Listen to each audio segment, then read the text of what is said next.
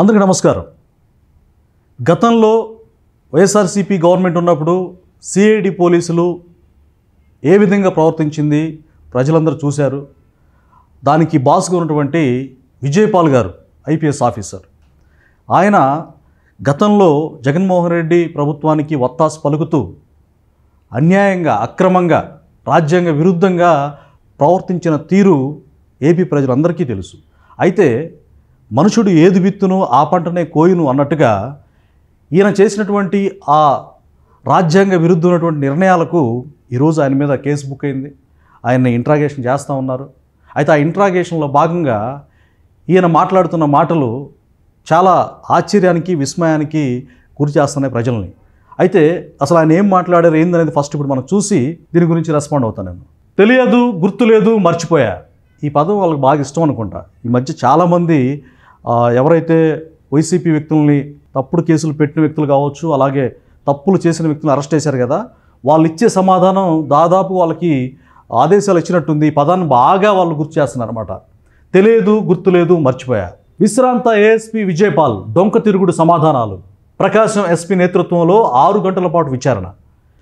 తెలియదు, గుర్తులేదు, మర్చిపోయా, నాకేం సంబంధం లేదంటూ సిఐడి విశ్రాంత అదనపు ఎస్పీ విజయపాల్ పోలీసు విచారణలో డొంక తిరుగుడు సమాధానం ఇచ్చారు. దర్యాప్తు అధికారులు అడిగిన ప్రశ్నలన్నింటికీ తప్పించుకునే ధోరణిలోనే జవాబు ఇచ్చారు.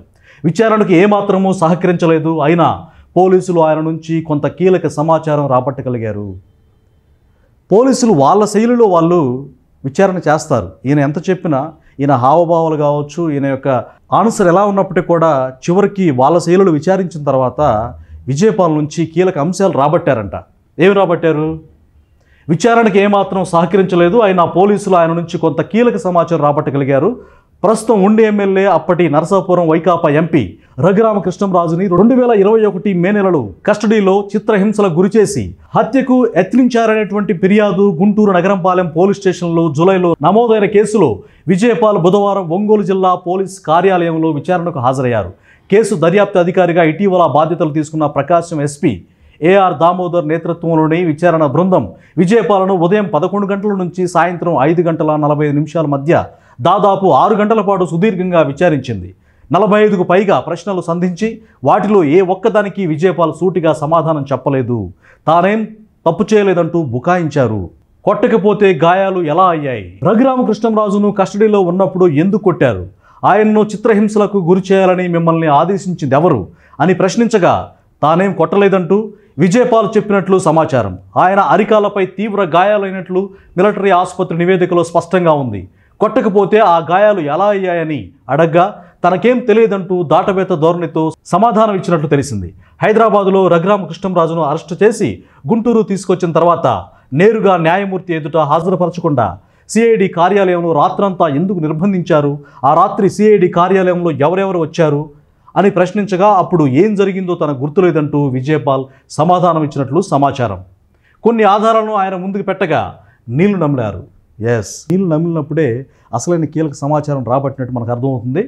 అలాగే రఘురామపై కేసు నమోదు చేసిన గంటల వ్యవధిలోనే ఆయన అరెస్ట్ చేయాల్సిన అవసరం ఏంటి? నోటీసులు ఎందుకు ఇవ్వలేదు?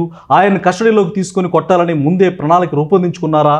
అలా చేయాలని మిమ్మల్ని ఎవరు ప్రోత్సహించారని ప్రశ్నించగా విజయపాల్ మౌనం వహించినట్లు సమాచారం. పదే పదే ఈ ప్రశ్నలు అడిగినా ఆయన స్పందించలేదని తెలిసింది. చిత్రహింసలు పెట్టడంతో కలిగిన లబ్ధి ఏంటి అనేది ప్రధానమైన ప్రశ్న మనకిప్పుడు. రఘురామకృష్ణంరాజును కస్టడీలో కొనడం వల్ల మీకు ఎలాంటి లబ్ధి చేకూరింది? అది ఎవరి నుంచి సమకూరింది అని విజయపాల్ను ప్రశ్నించగా తాను కొట్టలేదంటూ ఆయన సమాధానం ఇచ్చారు. రఘురామను కస్టడీలోనే అంతమొందించేందుకు ముందస్తు కుట్ర ఏమైనా జరిగిందా? జరిగితే అందులో ఎవరెవరి ప్రమేయం ఉందనే కోణంలో వివరాలు రాబట్టేందుకు విచారణ అధికారులు యత్నించారు. విజయపాల్ విచారణకు సహకరించకపోవడంతో ఆయన మరోసారి విచారణకు పిలిపించనున్నట్లు తెలిసింది. ఈ కేసులో అక్టోబర్ 11న గుంటూరులో విచారణకు హాజరైన విజయపాల్ అప్పుడు కూడా ఇలాగే డొంక తిరుగుడు సమాధానం ఇచ్చినట్లు మనకి తెలిసిన విషయం అందరికీ తెలుసు. అయితే ఈ విజయపాల్ అనేటువంటి ఐపీఎస్ అధికారి జగన్మోహన్ రెడ్డికి పూర్తిగా ఒత్తాసు పలుకుతూ ఆయన డైరెక్షన్లోనే నడుచుకున్న విషయం అందరూ కూడా అర్థమైంది. విజయపాల్ ఎందుకు ఈ విధంగా చేశాడనేది మనం ఒకసారి పోలీసు విచారణలో కూడా ఏం చెప్పారంటే, అసలు నీకు ఏం లబ్ధి చేకూరింది, నీకు ఏం ఉపయోగం, కస్టడీలో కొట్టారా లేదా అంటే కొట్టలేదు అన్నాడు. కొట్టకపోతే గాయాలు ఎందుకు అయ్యాయనంటే గాయాలు ఎందుకు అయ్యాయో నాకు తెలియదు, గుర్తులేదు, మర్చిపోయా అన్న రీతిలో సమాధానం చెప్తున్నారు. ఖచ్చితంగా చట్టం ఎవరికి చుట్టం కాదు. ఏదో ఒక రోజు నిజం నిలకడ మీద బయటపడుతుందని ఈరోజు ఆయనే ఒక పోలీస్ అధికారే క్రైమ్ ఆరోపణలు ఎదుర్కొంటూ, విచారణ ఎదుర్కొంటూ ఈరోజు కటకటాలు లెక్కించాల్సిన పరిస్థితి ఏర్పడింది. ఈయన మీద ఖచ్చితంగా చట్ట ప్రకారం చర్యలు తీసుకునేటువంటి ఆస్కారం కూటమి ప్రభుత్వం అయితే ఉంది. ఎందుకంటే ఏదైనా సరే తప్పు చేసిన వారిని విడిచిపెట్టమని చంద్రబాబు నాయుడు గారు ఆల్రెడీ చెప్పున్నారు. ఎంతటి వారైనా సరే క్రిమినల్ చర్యలకు పాల్పడితే వదిలిపెట్టే ప్రసక్తే లేదని డిప్యూటీ సీఎం పవన్ కళ్యాణ్ గారు కూడా చెప్పడం మనం చూసాం. అయితే ఈ విజయపాల్ గారు ఒక ఐపీఎస్ హోదా కలిగి ఎందుకని ఈ విధంగా రాజకీయ నాయకుల ఒత్తిళ్ల వల్ల చేయాల్సినటువంటి పరిస్థితి ఏర్పడిందనే కోణంలో మనం ఆలోచిస్తే కనుక ఎవరినైనా డబ్బు మూటలతో మేనేజ్ చేసేటువంటి సైకో బ్యాచ్ కొన్ని వేల మందిని, వందల మందిని ఈ అరాచకాలకు సామాన్య కార్యకర్తలను కూడా నెలకి 8,000 రూపాయలు ఇచ్చి రిక్రూట్మెంట్ చేసుకున్నట్టుగా మనకి ఈ మధ్య ఇటీవల పేపర్లో మనం చూసాం, అలాగే మీడియా అంతట్లో కూడా చూసాం. అయితే విజయపాల్ యొక్క ధోరణి ఇలా సమాధానం చెప్పినంత మాత్రాన చట్టం వదిలిపెడుతుందా అంటే వదిలిపెట్టే ప్రసక్తి లేదు.